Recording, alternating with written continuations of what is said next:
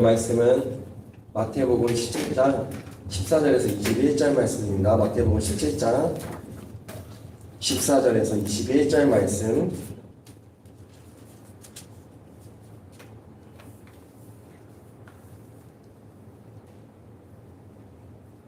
자, 여러분이 교독하며 읽도록 하겠습니다. 그들이 우리에게 이르며 한 사람이 예수께 와서 꿇어 엎드려 이르되 주여, 내 아들을 불쌍히 여기소서. 그가 간질로 심히 고생하여 자주 물에도 넘어지며 물에도 넘어지는지라. 네가 주의 제자들에게 데리고 왔으나 능히 고치지 못하더이다. 예수께서 대답하여 이르시되 믿음이 없고 패역한 세대여, 내가 얼마나 너희와 함께 있으며 얼마나 너희에게 참으리요. 그를 이리로 데려오라 하시니라. 예수께서 꾸짖으시니 귀신이 나가고 아이가 그때부터 나으니라. 이때 제자들이 조용히 예수께 나와 이르되 우리는 어찌하여 쫓아내지 못하였나이까. 이르시되 너희 믿음, 우리 함께 읽도록 하겠습니다. 이르시되 너희 믿음이 작은 까닭이니라. 진실로 너희에게 이르노니 만일 너희에게 믿음이 겨자씨 하나만큼만 있어도 이 산을 명하여 여기서 저기로 옮겨지라면 옮겨질 것이고 또 너희가 못할 것이 없으리라. 아멘. 잠시 기도하도록 하겠습니다. 사랑의 하나님, 이 시간 말씀 들고 단위에 섰습니다.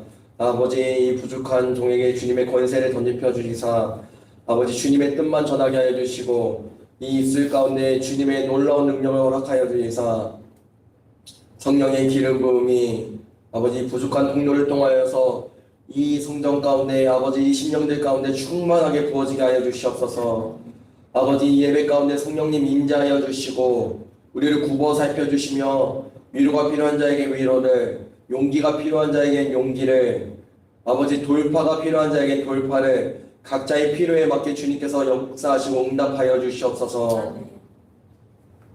이 시간 거룩한 빛을 부어주시사 우리 안에 있는 더러운 악한 마스터를 떠나가게 하여 주시고 예수 그리스도의 이름으로 승리하는 예배되게 하여 주시옵소서. 이 모든 것 예수님의 이름 감사하며 기도드리옵나이다. 아멘.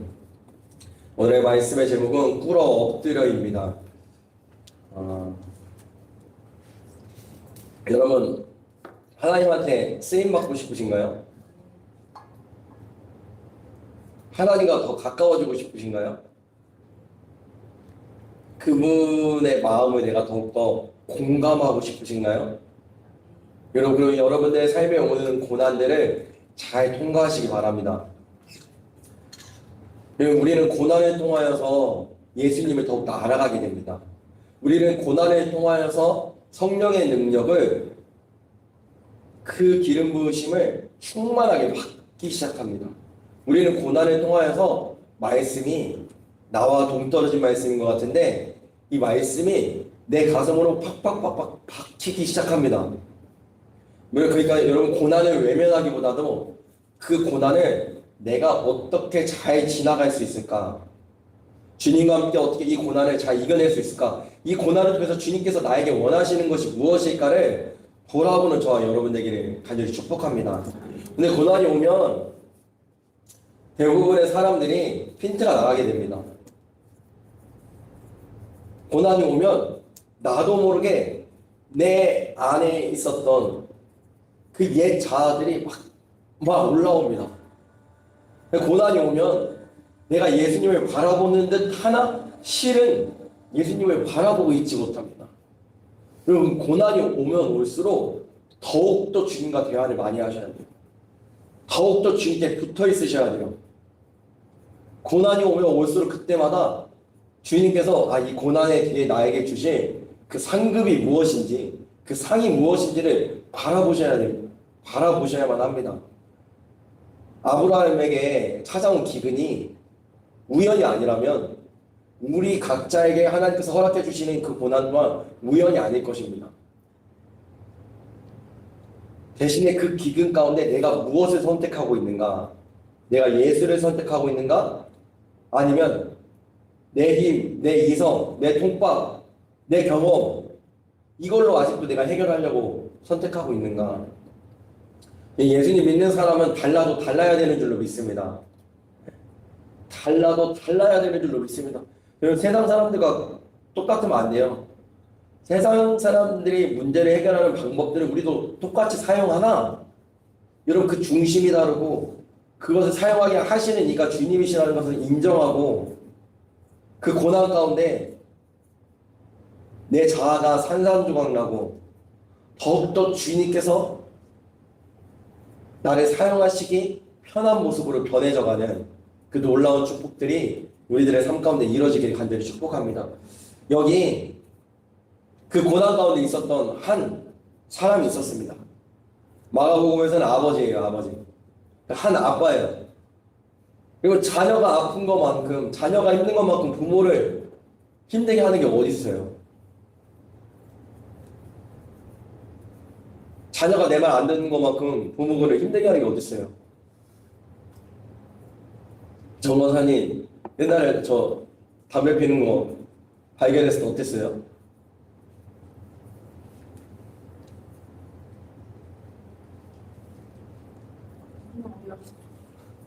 저희 그 어이가 없었어요? 안 안타깝고 그냥 어이 없었어요. 왜냐면 그때는 이제 제가 시골에 있었을 때였는데 저녁하고 오이 박스 이렇게 나를 때였어요. 돈 많이 벌었어요. 오이 박스 나누면서 아침부터. 근데 이제 시골은 양담배를 안 팔아요. 서양 담배를 안 팔아. 국산밖에 안 파니까 양담배를 제가 보루로 사놓고 이렇게 보루로, 그러니까 보루로 하면 20갑이에요. 20갑을 사놓고 이제 피고 있었는데 권사님 원래 거기를 청소 안 하시는데 희한하게 갑자기 찬장 위를 청소하시더니 발견하신 거예요. 기억 안 나세요? 그러니까 자녀가 삐뚤어지거나 아니 자녀가 아픈 것만큼 부모가 힘든 게 어디 있어요. 그러니까 막 요즘 제가 막 애기 낳은 어머님들을 막 이렇게 만나게 되는데 막 애가 성장통을 막 겪고 밤새 잠 못 자고 막 이러니까 그것만큼 자기를 아프고 힘들게 하는 게 없대요. 근데 더 미치겠는 거는 자기도 잠을 못 자니까 막 죽겠는 거예요. 여기 이 아버지가 자녀 때문에 고생이 많았어요. 근데 왜 뭐 때문에 고생이 많았냐면 이가 귀신 들려서 기백 형제님 말씀 들어주시면 안 될까요? 예배 드리니까. 있는데요. 그래요? 핸드폰 안 하고 말씀을 할 때는 기백 형제님 신학교 간대요. 그 신학교 가면 말씀 전할 텐데 생각을 해봐요. 기백 형제님이 말씀 전하고 있는데 말씀 듣고 있는 사람이 기백 형제님을 안 봐요. 지금 근로장려금 때문에. 근로장려금이요? 이따가 제가 도와드릴게요. 어떻게 하는지. 말씀 들을 때는 말씀을 들으셔야 돼요.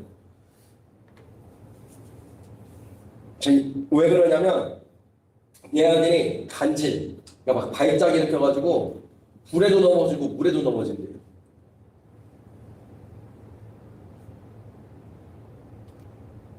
내 아들을 불쌍히 여겨달래요. 여러분 그 자기 아들이 불에도 넘어지고 막 불에 들어가요. 막 물에 넘어져요. 여러분 얼마나 아팠겠어요. 근데 여기서 중요한 게 뭐냐면 우리가 이 아들이 불에도 넘어지고 물에도 넘어지고 간질이 있는 거 어떻게 알아요? 아빠가 얘기했으니까. 아빠가 누구한테 얘기해요? 성경에 보니까 그들이 우리에게 이름에 한 사람이 예수께 와서, 한 사람이 그 아버지죠. 예수께 와서 꿇어 엎드려서 예수님께 말했다는 거예요. 여러분 우리가 꿇어 엎드려서 예수님께 말하는 게 뭐예요? 기도죠. 여러분의 기도 생활을 안녕하신가요? 왜 이렇게 성경에 이 한 아들에 대한 증상을 우리가 자세하게 알 수 있었을까요? 이 아빠가 예수님께 와서 자세하게 얘기했으니까. 여러분, 저는 우리의 기도가 자세해졌으면 좋겠습니다. 더욱더 촘촘해졌으면 좋겠어요. 그냥 미주알 고주알 다 얘기하는 거예요. 주님, 내 마음은 이래요. 주님, 나는 이것 때문에 그냥 힘들어요. 주님, 나는 이 영역이 아직도 내 안에서 막 감정이 올라와요. 주님, 내 딸을 보니까 답이 없어요. 주님, 내 아들을 보니까 말도 더럽게 안 들어요. 어떻게 해야 돼요? 주님, 내 성도들을 어떻게 이끌어가야 돼요? 이 기도할 때만큼은 진짜 자세하게 그냥 나에 있는 그냥 그 상황들을 그냥 아뢰는 거예요.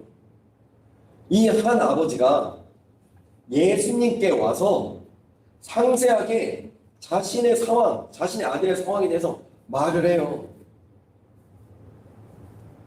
이게 기도라고요, 그냥. 근데 여러분, 뭘 기도하세요, 도대체? 그리고 기도할 때 무엇을 놓고 기도하시나요? 주님, 나는 이렇습니다. 지금 내 상황이 이렇습니다. 지금 내가 이것 때문에 힘들어요. 왜 자세하게 기도하시나요? 더 나아가서 내 문제를 솔직하게 지금 나한테 이런 문제가 있는데 해결해 주세요라고 기도하시나요? 더 나아가서는 내 안에 있는 그 문제가 정말 문제를 보이시나요? 내 안에 있는 그 문제가 진짜로 주님이 다뤄줘야 되시는 문제를 보이시고 그 문제가 정말 예수님께서 해결해 줄 수 있다는 그런 믿음이 있으신가요? 이 아버지는 그랬다는 거죠.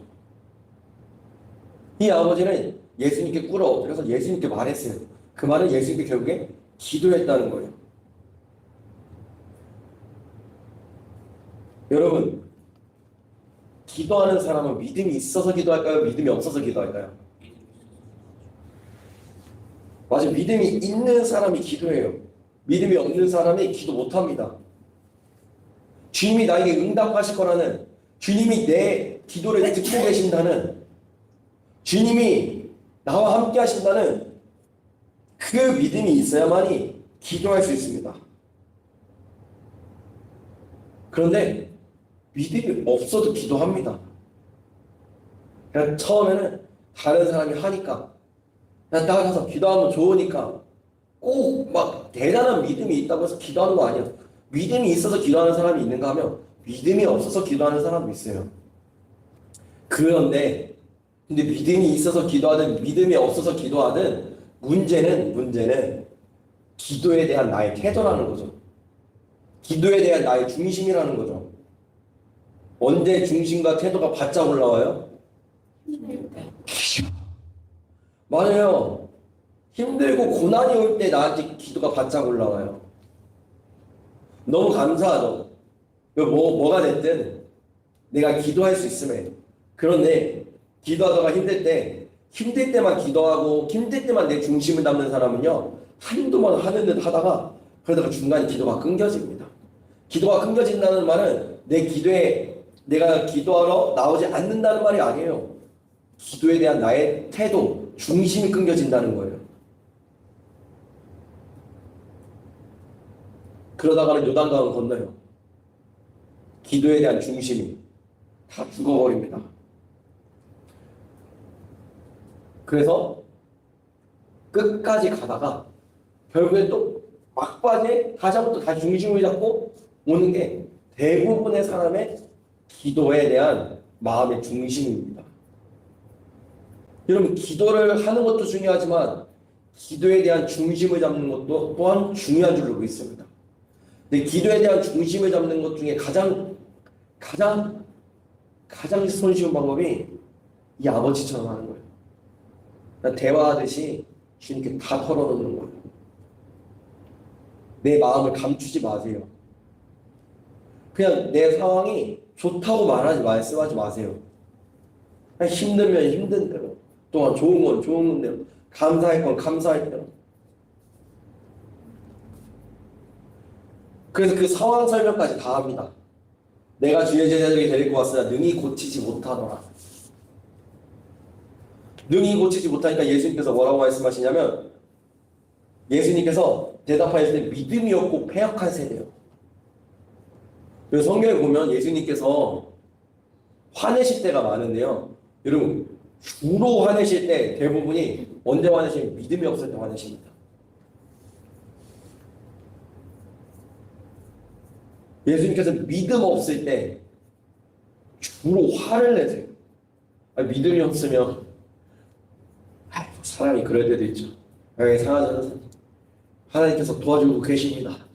하나님께서 역사해주고 계십니다. 그러니까 더욱더 기름이 붙들고 믿음을 가지세요. 이래야 되는데 예수님께서 제가 그러는 거예요. 상하 선사님 믿음이 없어요. 배역해요.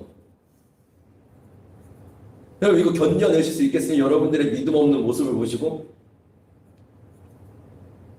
근데 예수님께서는 믿음이 없는 모습을 혼내시더라는 거예요.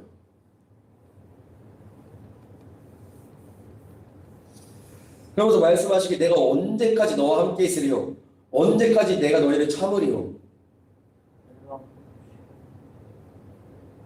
여러분 우리는 믿음이 없는 것 때문에 나 스스로를 혼내지는 말아요. 나 스스로를 돌아봐야 됩니다.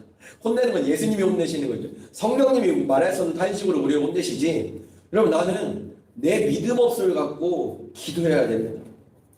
여러분 믿음으로 사시나요? 아니면 눈에 보이는 걸로 사시나요? 보이는 걸로 알고 있습니다. 그렇죠. 우리는 대부분 김혜영님이 말한 것처럼 눈에 보이는 걸로 사지 믿음으로 살지 않는다니까요. 믿음은 눈에 보이지 않는 영적인 세계의 능력을 내 삶으로 끌어당기는 능력이 있죠. 근데 우리는 눈에 보이는 대로 살면서 내가 예수님을 믿고 있다고 생각을 해요. 잘못된 믿음이죠. 눈에 보이는 걸로 내가 삶을 살아가면서 내가 예수님을 믿고 있다고 내가 예배드리고 있다고 내가 권사라고 내가 집사라고 내가 장로라고 내가 전도사라고 내가 목사라고 눈에 보이는 대로 살아가면서 주님은 그 믿음 없는 모습을 혼내시고 더 나아가서 폐역하다고 말씀하시죠.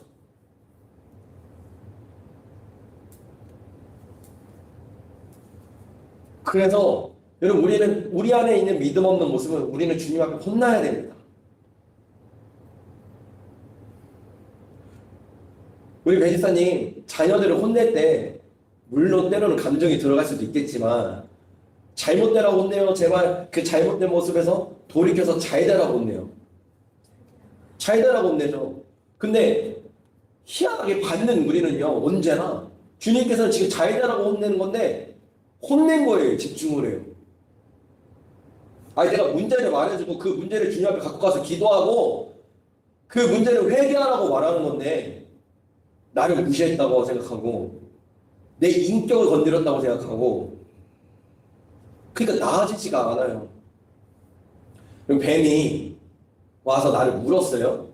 그러면 독을 빼내는 거에 집중해야 돼요? 아니면 다시 뱀 찾아가지고 뱀에게 복수하는 거에 집중해야 돼요? 독을 빼는 걸 집중해요. 근데 우리는 뭐에 집중해요?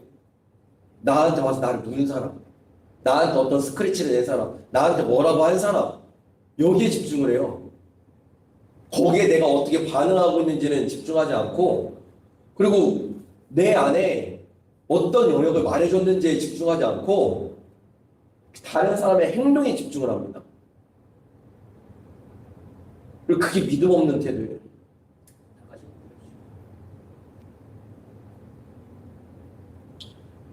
그리고 우리의 믿음 없는 이 모습이 예수님 앞에 혼나서라도 믿음 있는 모습으로 변화되기를 간절히 축복합니다.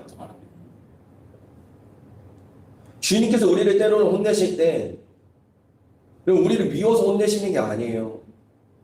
더 잘 되라고, 더 나와 함께 하자고, 내가 너 사랑한다고.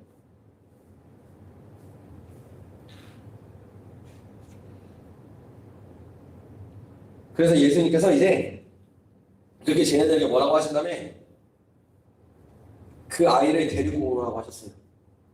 그 아이 안에 귀신이 있어가지고 이 귀신이 그렇게 했던 거예요. 막 간질을 일으키고. 귀신 들리자가 간질을 일으키는 거 보신 적 있어요? 저는 본 적이 있어요.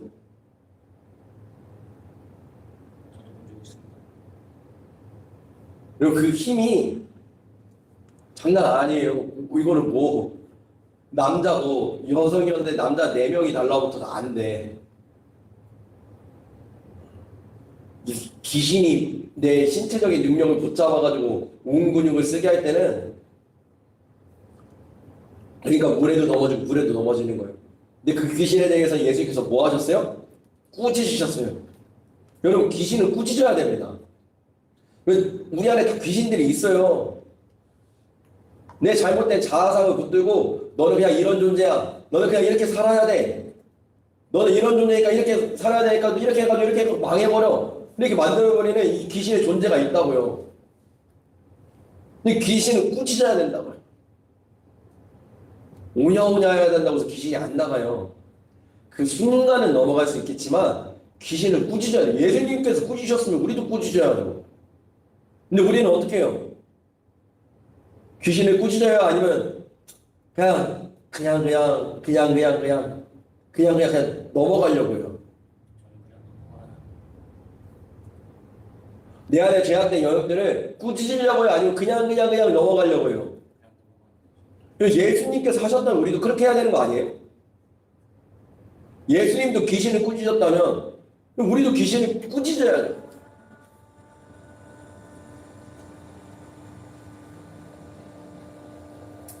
여러분, 우리 안에 있는 귀신들, 나를 붙잡고 계속해서 넘어지게 만드는 그 귀신들을 꾸짖으시기 바랍니다. 어떻게 해요? 어떻게? 예수님의 이름. 맞아요. 예수님의 이름으로, 예수님의 보혈의 피로.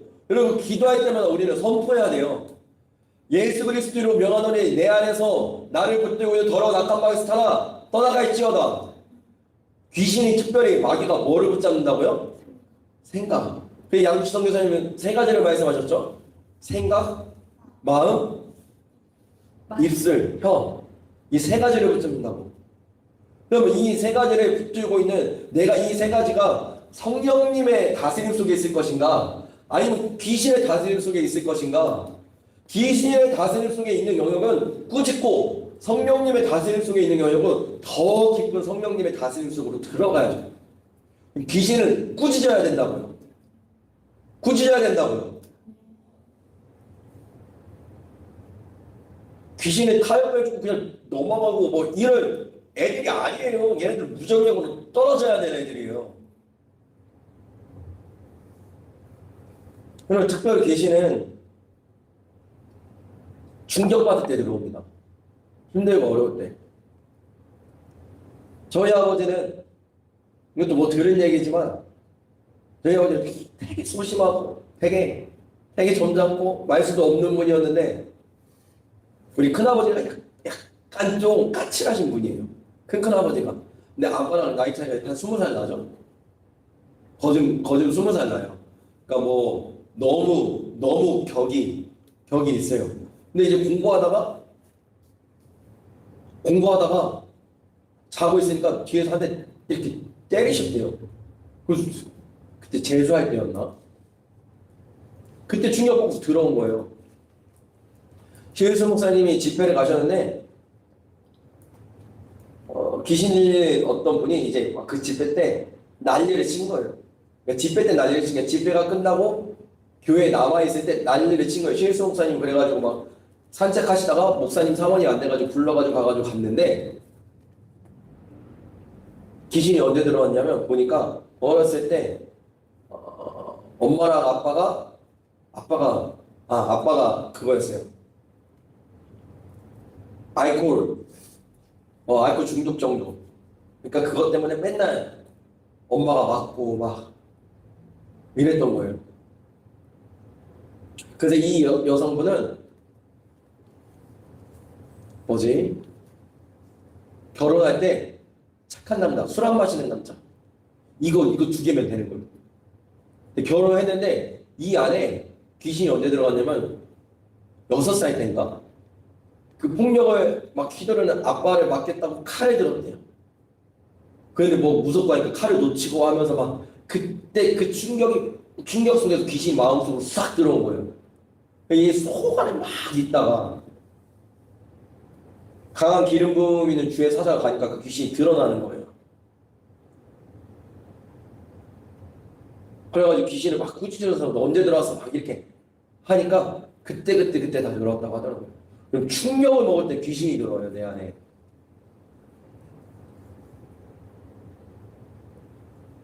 그래서 귀신을 내쫓는 방법은 예수 그리스도의 이름으로 내쫓아야 되지만 내 충격을 준 사람을 용서하는 방법도 귀신을 내쫓는 방법이에요. 그리고 더 나아가서는 내가 충격받았다는 걸 인정해야 돼요. 내가 충격받았던 걸 인정이 안 되는데 어떻게 귀신의 존재를 내가 인정하겠어요? 그러니까 내가 힘들고 어려웠다는 그 사실, 그리고 그때 귀신이 영적으로 내 안에 틈타고 들어와서 내 삶을 망가뜨리고 막 아주 잘게 갉아먹고 있다는 그 사실을 인정해야 됩니다. 그래야만 이 귀신을 꾸짖어서 내쫓을 수가 있습니다. 그래서 이 모든 일들을 행하시고 나서 이때 제자들이 조용히 예수께 나왔대요. 왜 조용히 나왔을까요? 맞아요. 기죽고 창피하니까. 왜냐하면 이미 예수님께서 이들에게 귀신 내쫓을 권세를 주시고 막 여러 고을로 막 선교 여행도 보내셨어요. 그 막 이들이 막 와가지고 와 주님 우리가 예수 그리스도로 기도하니까 병든 자가 낫고 막 귀신 들린 자가 쫓겨나가고 막 이러니까 예수님께서 그래 나도 보았다. 니들이 그렇게 사역할 때 저 벼락이 치면서 귀신이 떨어지는 걸 내가 보았다. 그러나 너희들이 귀신이 떠난 걸로 너희들이 좋아하지 말고 너희들의 모든 일이 생명책에 기록된 걸로 너희들은 감사하고 기뻐하라. 그 이들에게 이미 능력이 주어졌는데 이들이 못 쫓아내니까 조용한 거예요. 이들은 왜 못 쫓아냈을까요? 왜? 말씀에서 찾아야죠. 말씀에서. 믿음이 없어서. 근데 왜 믿음이 없었을까요?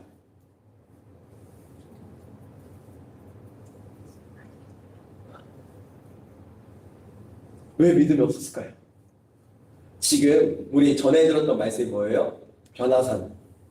그러니까 지금 이때 예수님이 안 계셨어요. 예수님하고 베드로, 요한, 야고보가 없을 때 이 아버지가 제자들에게 데리고 온 거예요. 나머지 9명의 제자들에게.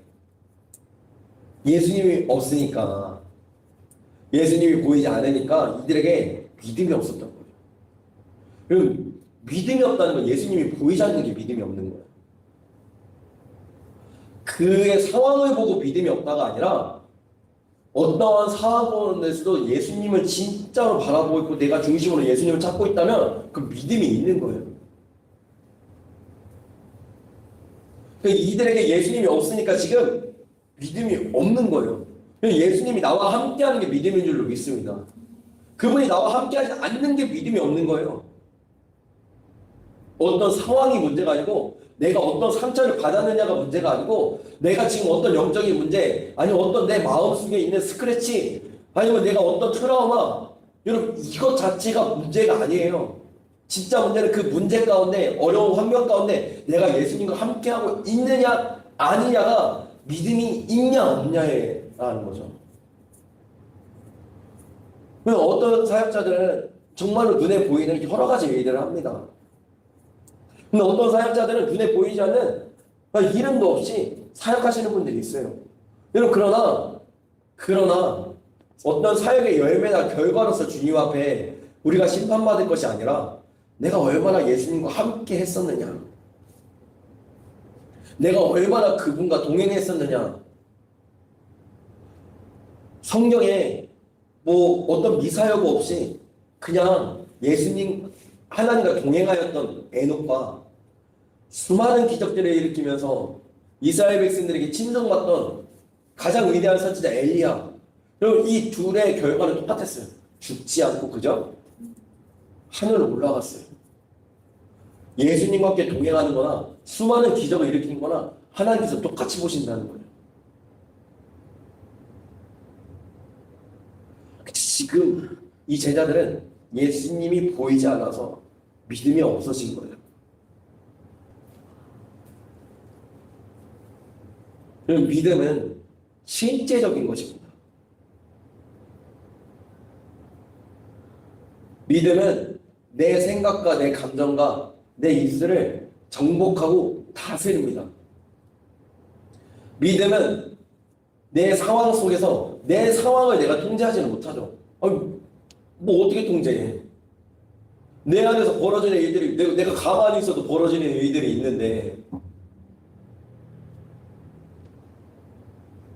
그렇기 때문에 상황은 통제하지 못할지는 몰라요. 벌어지는 일들은 통제하지는 못할지는 몰라요. 그러나 그것을 바라보고 있는 내 마음, 내 생각, 여러분 이것을 다스리는 것이 믿음입니다. 그래서 믿음은 내 생각과 감정과 행동을 다스리고 정복하고 다스려서 주님의 말씀에 순종케 만드는 것이 바로 믿음입니다. 그 믿음에 대해서 예수님께서 이렇게 말씀하십니다. 너희들에게 겨자씨만한 믿음이라도 있을지 않나. 이 산을 올려서 저기로 옮겨질 것이다. 더 나아가서 못할 것이 없다라고 말씀하십니다.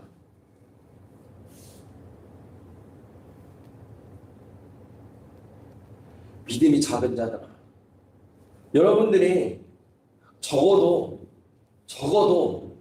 주일에 예배 드려야지 하는 믿음이 있으니까 이 자리에 나오셨죠. 여러분, 그러면 그 예배 드리는 여러분들의 믿음은 작은 믿음으로 나오셨습니까? 큰 믿음으로 나오셨습니까?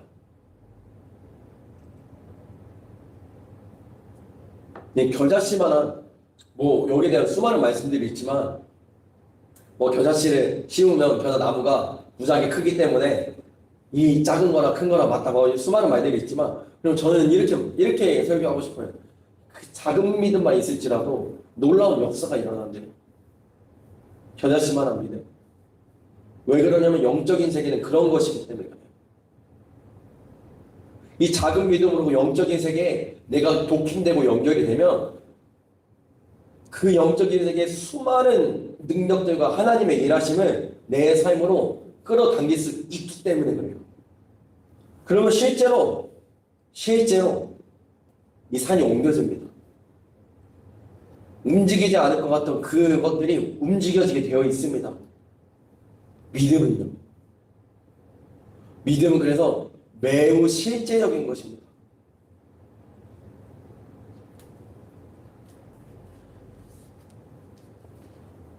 왕의 제정 김미진 간사님이 이제 NCM이라는 어떤 선교단체를 만들어서 교회를 다시 세우시고 막 이런 일들을 해나셨어요. 근데 건물을 이제 지으셔야 되겠대요. 50억이 필요하셨대요.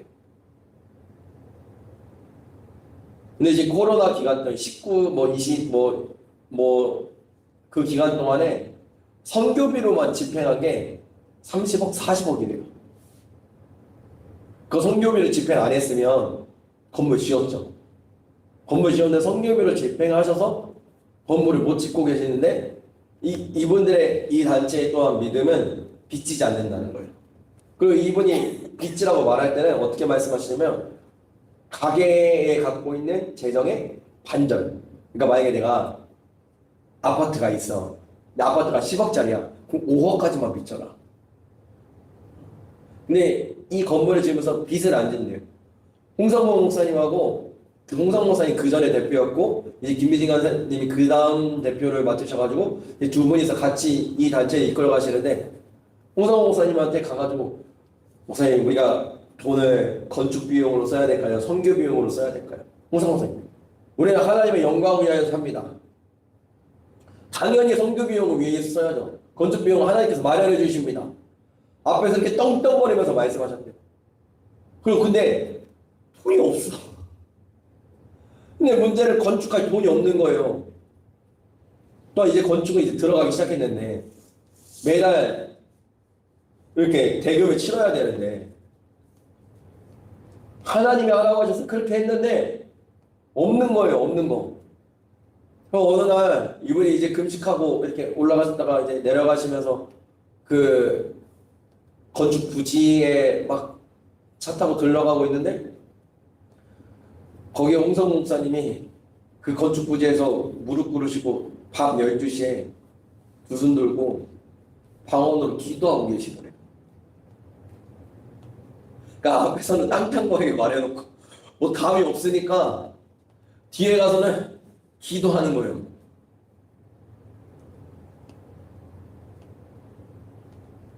저는 믿음은 이런 거라고 생각합니다. 우리는 하나님의 뜻대로 삽니다. 대신에 하나님이 우리를 인도하시고 하나님께서 채워주실 것입니다. 그렇게 말하는 사람은 그에 말한 책임을 집니다. 내가 그 홍성호 목사님 어떻게 책임져요? 50억이 있어야 책임지지. 기도로 책임지는 거예요.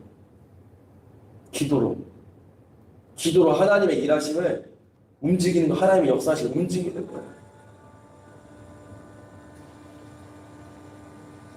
옛날에도 예화를 들었는데 유기성 목사님이 어느 집회 목포에 있는 어느 교회를 가셨는데 목사님이 약간 장애가 있으시대요. 약간 장애가 있으셨는데 모함함이었나 막 이렇게 일상생활이 막 엄청 불편한 건 아니지만 그래도 딱 봐도 약간 불편하시고 장애가 있으시구나. 그러니까 누군가의 막 도움이 있어야만 일상생활을 하시는 정도는 아니었지만 근데 그 교회에 그렇게 성령의 기름 부음이 강하고 막 이러더라고요. 그래서 물어보시죠. 목사님 얼마나 기도하시고 얼마나 그렇게 주님 앞에 붙어 계셨으면 이런 목회를 하실 수가 있으십니까? 근데 자기는 기도 별로 안 했다는 거예요. 이 모두가 어머니의 기도 때문에 그래요. 어머님이 예수님을 믿게 되시고 교회가 4km 떨어졌나 5km 떨어졌나 걸어서 1시간이 돼요. 그렇게 새벽 예배 모든 예배 가셔서 남편이 구박하고 때리는데도 그렇게 기도를 하시더래요. 근데 어느 날 어머님은 꼭 일어나서 가셔서 기도하시는데 일어나셔서 집에서 기도하시더래요. 왜 그런가 봤더니 사람들이 수근거리더래요. 저 사람은 왜 이렇게 기도하는데 왜 가정이 안 풀려? 저 사람은 저렇게까지 기도하는데 왜 뭐가 잘 되는 게 안 보여? 그러니까 이분이 실족하신 게 아니라 자기는 하나님 앞에 기도를 해야겠는데 자기가 기도하는 모습이 다른 사람을 실족하게 하시는 것 같으니까 집에서 기도하기 시작하시는 거예요. 그러다가 집에서 기도하는 거나 아무리 교회에서 기도하는 거나 그래도 다르다. 그럼에도 불구하고 그렇게 기도하러 가셨대요. 어머니는 열매를 거두지 못하셨어요. 기도의 열매를. 그러나 그 어머니가 항상 기도하셨어요. 우리 아들 반드시 목사 되게 하여 주시고 하나님이 가장 원하시는 하나님이 가장 쓰시는 종이 되게 해주세요. 그 기도에 대한 응답을 그 자녀가 다 누리는 거예요.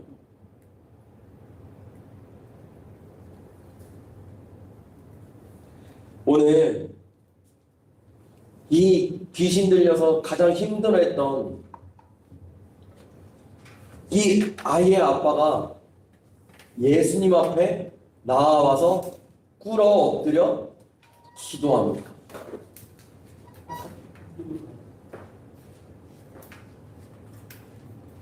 다른 게 아니라 예수님 앞에 나와서 미주알 고주알 지금 예수님 내 아들이 지금 이래요. 내 아들이 이래요. 기도합니다. 기도의 응답으로 아들의 귀신이 나아갔습니다. 그럼 우리가 이왕 기도할 거면 믿음으로 했으면 좋겠습니다. 믿음이 뭔가요? 예수님을 바라보는 거. 그게 믿음이더라고요. 보이지 않는 상황 가운데, 어둠 가운데, 해결되지 않을 것 같은 깊은 터널 가운데 여전히 내 마음속에 있는 이 어둠과 힘듦과 이 어려움 가운데 예수님을 바라보는 게 믿음이더라고요. 그리고 그 예수님을 위하여서 내 생각과 내 마음과 내 입술이 다스려지는 거. 그래서 감사가 나오고 쉬지 않고 기도하게 되면 항상 기쁨이 나와지는 거. 그게 믿음이더라고요. 그리고 이 믿음 가운데는 저는 반드시 믿습니다. 뭐를 믿냐면 주님이 일하실 것을 믿습니다.